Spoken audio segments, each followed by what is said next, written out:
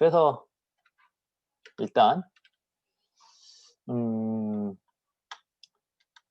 어카운팅 아이덴티티,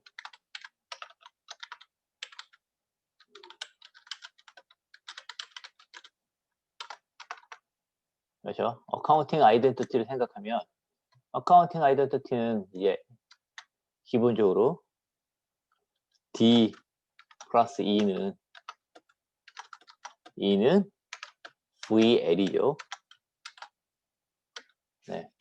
그래서 VL은 네. the value of, 그냥 더 빼겠습니다. value of a levered firm. 부채를 사용한 회사의 가치가 되겠습니다. value of a levered firm이죠. 그렇죠? 이거 그냥 어카운팅 아이덴티티인 거죠. 네.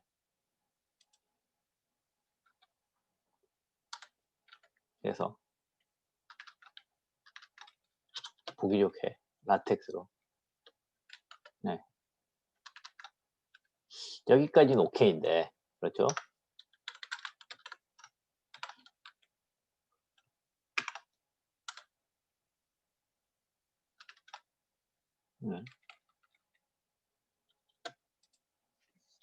이제 레버드 폼의 가치가 뭔가를 볼 필요가 있겠습니다. 물론 밀러 모딜리안의 오리지널 세어렘, 네,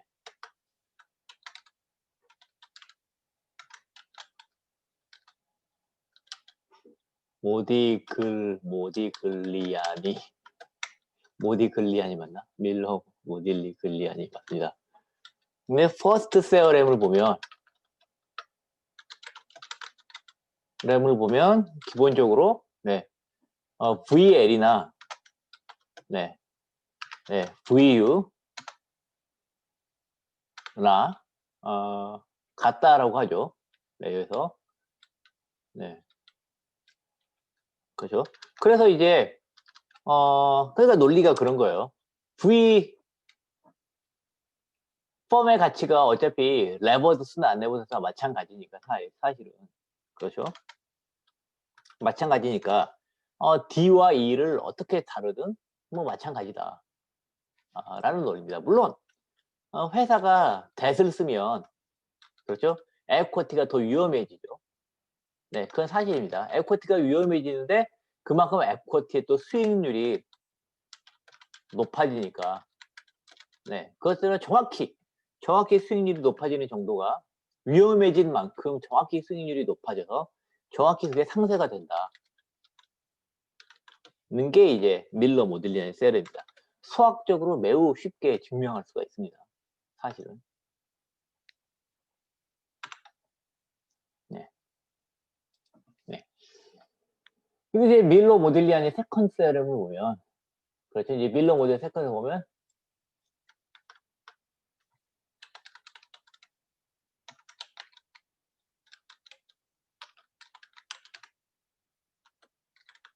세컨드 세어렘을 보면 뭐가 있냐면 with corporate tax 법인세가 있을 때 어떻게 되냐, 아시다시피 이제 법인세가 있으면 그렇죠? 법인세가 있으면 이제 그 부분에 대해서는 이자 비용은 세금에서 빠지잖아요. 그렇죠? 비용으로 계산되고. 그래서 이제 어떻게 되냐면 네. 그래서 어떻게 되냐면 그렇게 되면 이제 VL은 사실은 그래서 세컨드 세어렘을 생각해 보면 네. 그 VL이죠. 네. 그래서 이제 D 플러스 2죠. 아까 VL이 뭐냐면 unlevered 폼의 가치에 네. 그 다음에 이제 텍스, 코퍼레이트 텍스 네. 곱하기 D. 그렇죠? 왜냐하면 세금 낸 만큼은 세금만큼은 그 대수로 발생하는 그 세금만큼은 이익이니까. 그렇죠? 네. 그 텍스를 마지널 텍스 레인 만큼 이익이다 하는 겁니다. 그래서 T가 뭐냐면 네. 마지널 텍스 레인. 줍니다. 그래서 이렇게 된 거. 물론 여기에다 플러스 이제 마이너스 사실은 마이너스 뱅크러피 코스트. 네, 뱅크러피 코스트는 D에 의해서 결정되겠죠. 그래서 이거는 뱅크러피 코스트. 네, 그래서 이제 이 부분이 아까 정지열 팀장님께서 잘 설명해 주셨어요. 잘 설명해 주셔서 이제 뎃을 많이 쓰면 많이 쓸수록 코퍼레 텍스 때 크니까 이제 가운데 부분 이 부분이 커지죠. 근데 이제 이 부분도 같이 커져요. 마이너스가 되고 상쇄돼서 최적인 점이 존재한다. 이게 트레이드 업 시어리고요. 이게 트레이드 업 시어리. 네, 이걸 이제 우리가 트레이드 업 시어리라고 합니다.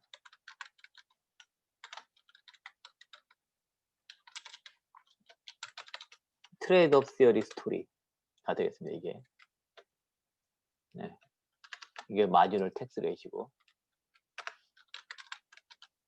네. 그 다음에 이거 이제 뱅크럽시 코스트고.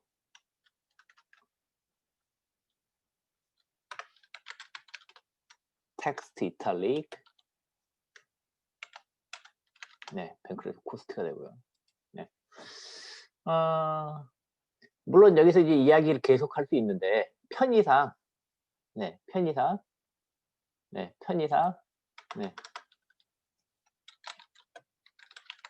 편의상 for simplicity let us ignore bankruptcy cost. bankruptcy cost 하면 이제 D 플러스 E는 VU 플러스 TD가 되는 거죠. 네, 그렇죠. 그래서 이제 이걸 받아들이면 어떻게 되냐면, 네, 베타, 네, 회사의 베타가 이제, 회사의 리스크는 이제 베타에 의해서 결정되는 거죠. 네. 그래서 이제 베타를 보면 이제,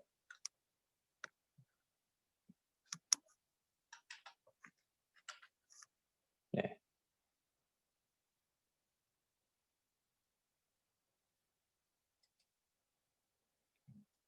그래서,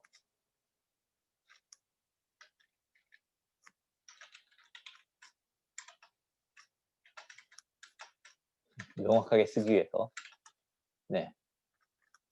에다가, 대세 베타,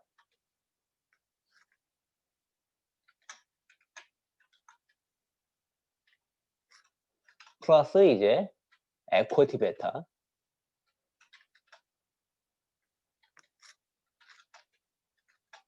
네. 이제 우리가 베타 측면에서 생각을 해보면, 네. 그렇죠? 그렇지. 이제 베타는, 이쪽에 이제 베타를 보면 회사의 베타는 결국, 대세 베타와 에쿼티 베타의 가중합으로 결정되는데, 대세 베타와 에쿼티 베타의 가중합은 이제 회사가 D 플러스 E니까, 그게 각 비중만큼이 이제 이게 회사를 결정하는 게 되겠죠, 사실은. 네. 근데 이제 이게 뭐가 같아져야 되는, 우별하고 같아져야 되는 거죠, 사실은. 우별하고 같아져야 되겠죠. 그래서 이제,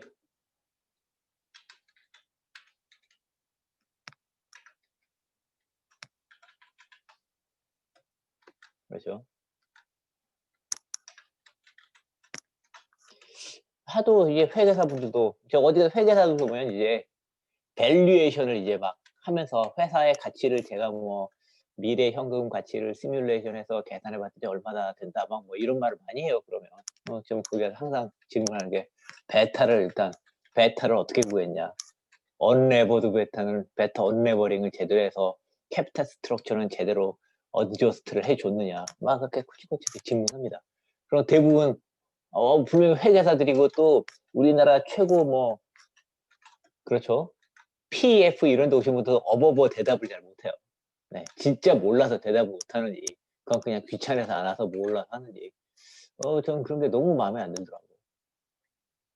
네. 그 회사 밸류에서 베타가 되게 중요하잖아요. 그렇죠?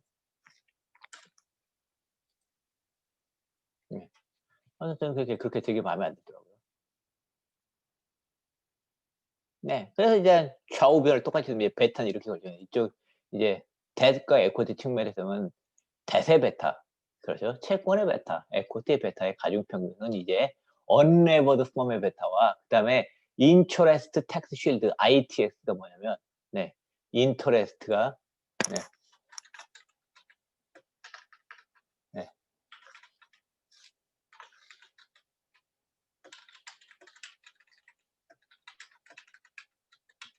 shield를 말하는 겁니다. 네. 그래서 이제 이 식 자체는 되게 명백합니다. 그래서 이제 회사의 리스크를 이렇게 보면 대세 베타와 에코티의 베타, 그죠? 네. 그다음에 언레버드 폼의 베타와 그다음에 이제 텍스 쉴드로 발생하는 베타에서 이런 관계가 정확히 성립하게 되죠. 그래서 이게 매우 중요한 이퀘이션입니다. 그래서 이제 밸류에이션 할 때 베타를 구하면 회사의 뎃 에코티 베타를 이렇게 구해요. 네. 이게 항상 문제가 되는 게 사실은 항상 문제가 되는 게 여기서 뭐냐면 에코티 베타가 항상 문제가 됩니다. 에코티 베타가. 네. 항상 문제가 되는 게 에코티 베타예요. 그럼 주로 어떻게 우리가 해야 되냐면 네. 주로 그래서 예, 밸류에이션 프로세스를 생각해 보면 밸류에이션 프로세스를 보면 네. therefore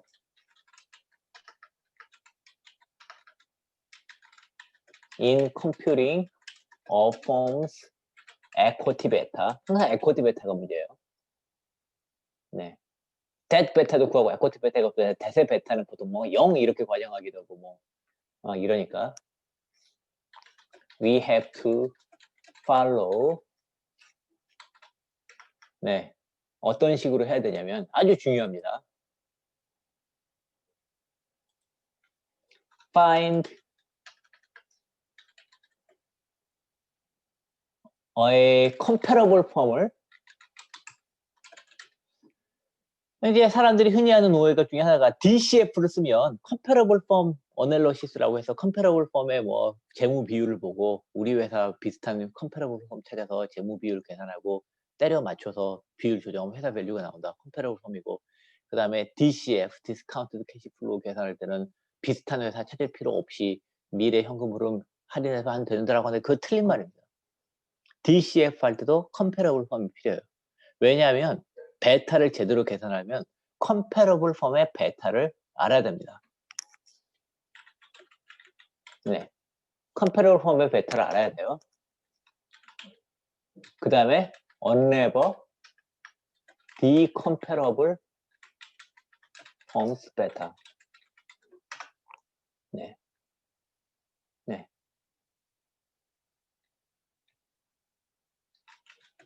That's a target capital structure of our focal firm. 네. 그 다음에 lever, real lever, defocal firm beta. 네, 이런 스텝 바이 스텝 프로세저를 따라야 됩니다. 자, 뭐냐면 다시 정확히 표현하자면 스텝 바이 스텝으로 설명하면 예, 질문이 있으시네요. 질문. 예, 특근법 시행령 개정 해설 아주 좋습니다. 네. 스텝 바이 스텝으로 보면 이제 예를 들어서 우리 회사와 비슷한 회사의 베타를 찾아요. FN 가이드를 찾아서 베타를 찾거나 네, 베타를 찾거나 그 다음에 우리가 직접 회계 분석 같은 걸 해서 우리 회사 경쟁사를 비슷한 회사의 베타를 찾아요. 비슷한 회사의 베타를 찾았죠. 그러니까 비상장 회사를 우리는 주 밸류에이션 하고 있는 상장 회사의 베타를 찾아요. 베타를 찾으면 이거에다가 입값 넣고 이거에 대한 적절을 가정한 언레버드 베타가 나오죠. 그렇죠? 그럼 언레버드 베타를 구해서 그럼 우리 새로운 타겟 펌의 값들을 구한 다음에 이거에서 이걸 다시 구해요. 네, 새로운 D나 E에 대한 새로운 값을. 이렇게 해야 됩니다. 그래서 이제 제가 어디 가서 핑사할 때 사모펀드 이런 데 가서 우리가 이번에 이런 딜인데 이 딜의 가치는 2조입니다. 왜 2조냐면 미래 현금 가치 플로우를 이렇게 하는 겁니다. 그럼 저는 항상 그래요. 할인율이 얼마요? 몇 %요? 할인율의 베타는 얼마입니까? 얼마요? 그 베타의 언레버드 베타는 얼마입니까? 그럼 거기서도 답변을 두보세요. 왜냐면 언레버드 베타가 있어야 다시 레버업을 해서 그 베타가 나올 거 아니에요. 그럼 언레버드 베타가 얼마냐면 그 언레버드 베타는 어디서 구했냐? 그리고 그 언레버드 베타 값이 합리적이냐? 뭐 이런 식으로 좀 꼬치꼬치 캐묻습니다. 거기서 대부분 대답을 잘 못해요. 네, 현실적이지 않거나. 좀 똑똑한 사람들은 언레버드 베타 거기까지 가는데 그 베타 값이 그냥 합리적이지 않은 값들이 경우가 많습니다. 네. 합리적이 아닌 경우가 많아요. 왜냐하면 어디 가서 펀딩 받을 때, 네, 어디 가서 펀딩 받을 때 이 회사는 2조니까 마음 놓고 투자하세요. 그러려면 항상 사람들이 과장을 하잖아요. 네, 그러니까 이런 데 과장이 조금씩 숨어 있어요. 그래서 그냥 꼬치꼬치 따지면 이게 현실적이에요. 따지면 현실적이 아닌 경우가 당연히 나오지. 그렇죠? 그렇습니다. 몇 가지 케이스를 보겠습니다. 네, 몇 가지 케이스를 보면 케이스 1을 봐서 뭐부터 해볼까요? 케이스 1을 보면 뭐냐면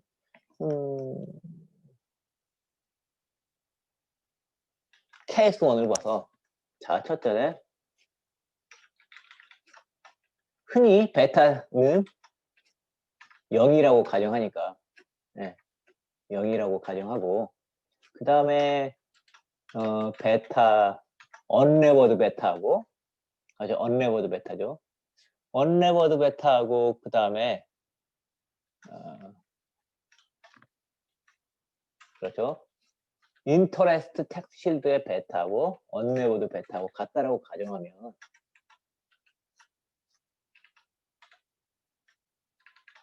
네, 가정을 하면, 네, 만약 이렇게 가정하면, 그러면 이제, 네, 이렇게 가정을 하면 이쪽은 이제 합쳐서 1이 되겠죠. 이 분자분모 똑같아요. B 베타 U와 베타 IT에 들어갔으니까. 그렇죠? 이쪽 베타는 0이고. 그러면 이게 어떻게 되냐면 결국 이러면, 네, 쉽게 계산이 되죠. 네, 그러면 어떻게 되냐면 결국, 네, 베타 2는 에코티 베타는 뭐가 되겠습니까? 에코티 베타는, 네,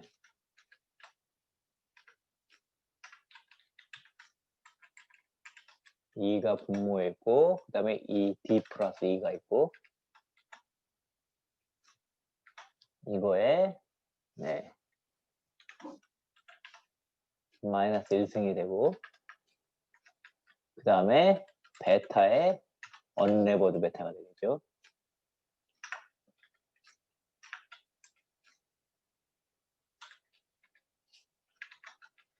네, 뭐 이런 모양이 될 겁니다. 그렇죠. 네, 네, 그래서, 네, 뭐 이렇게 구하면 되겠죠. 베타와 언레버드 베타가 이렇게 됩니다. 그렇죠? 물론 우리가 이제 경쟁사의 에코티 베타라면 언레버드 베타를 구할 때는 이 역으로 구하면 될 겁니다. 그냥 언레버드 베타로 표현을 해주겠습니다. 언레버드 베타로. 네. 그것보다도 보통 언레버드 베타를 먼저 구해야 되니까. 그렇죠? 네, 당연히 이렇게. 네. 그래서 언레버드 경쟁사의 에코티 베타를 리그레이션이나 FN까지 구한 다음에 언레버 할 때 이렇게 하겠죠. 네. 그다음에 케이스 2를 보면 보통 또 사람들이 그래서 이런 식 많이 보셨을 거예요. 언레버드 베타 구하는 거. 네. 이렇게 하고요. 그 다음에 또 한 가지 방법이, 그렇죠. 인터레스트 텍스 쉴드도 일종의 채권이니까, 채권으로부터 발생하는 거니까, 이렇게도 많이 가정합니다.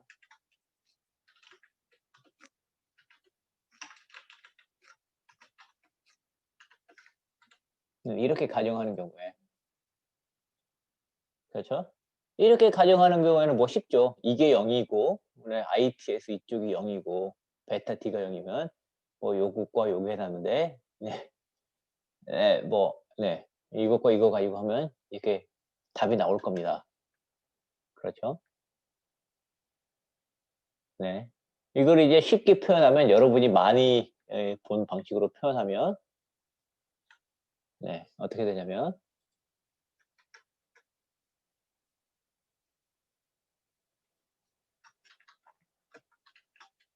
네, 베타 언레버드 베타는 여러분이 많이 본 식으로 표현하면 보통 그다음에 베타에 에쿼티 베타에 가고 이거부터 어떻게 되냐면 이게 0이고 언레버드 베타고 네 언레버드 베타는 이걸 이제 양변에 곱해주면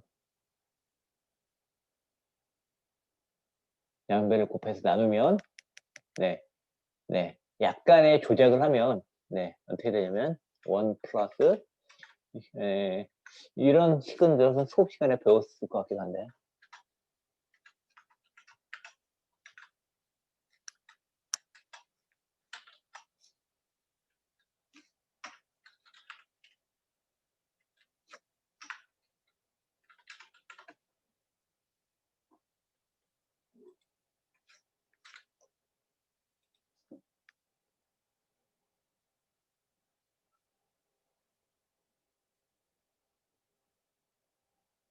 이런 네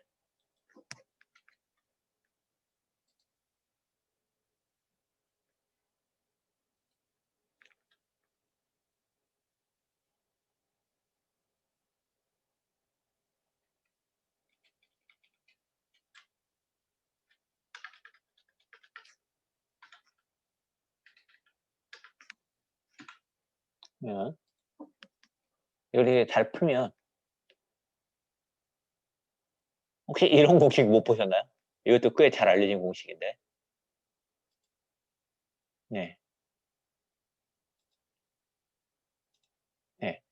그래서 이걸 더 많이 쓰는 거죠. 두 번째 케이스트롤 네 대세 베타와 인터레스트 텍스 쉴드의 베타가 모두 0이라고 하면 언레버드 폼의 베타는 그렇죠.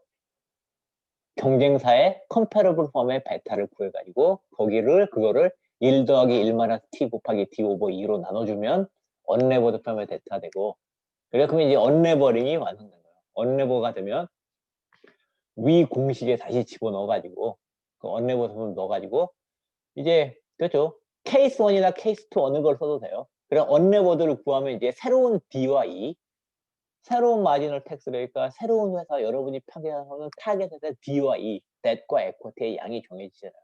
그래서 답을 넣고 역으로 계산하면 여러분이 계산하고자 하는 회사의 equity 베타가 나오죠. 그러면 그 equity 베타를 이용해서 주식의 밸류에이션을 하면 돼요. 이렇게 해야 됩니다, 원래는. 네, 근데 이렇게 차근차근 안 하고 경영사 equity 베타를 가져와서 막 밸류에이션 하기도 하고 업계에서 하는 거 보면 잘 나가는 PF들도 한번 말도 안 되게 막 하는 경우가 많습니다. 여러분은 네, 이런 실수가 없게 네. 그리고 네, 항상 DCF의 장점 컴패러블 폼에 대한 가정이고 컴패러블을 찾지 않아도 된다. 다 그건 완전히 틀린 말입니다. DCF를 할 때도 컴패러블 폼이 뭔지를 알아야 된다. 왜냐하면 컴패러블 폼의 베타를 에코티 베타를 알아야 그걸 언레버 한 다음에 다시 우리 캐피탈 스트리에 맞춰서 레벨업을 해서 우리 에코티 베타를 찾을 수 있기 때문이다. 네, 그게 정답이에요. 혹시 이 내용에 대해 질문이 있으신가요?